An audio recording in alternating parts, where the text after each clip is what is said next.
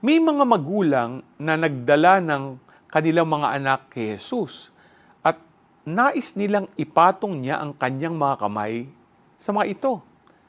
Alam kasi nila ang healing power niya.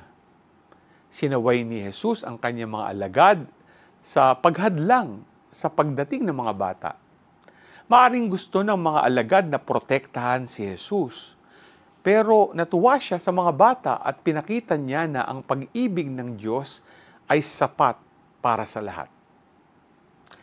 Walang sino man ang hindi mahalaga. Siya ay lumalapit sa bawat tao nang walang tinatanggi upang maipagkaloob niya ang kanyang nakapagpapagaling na pagmamahal at kapangyarihan. Ikaw,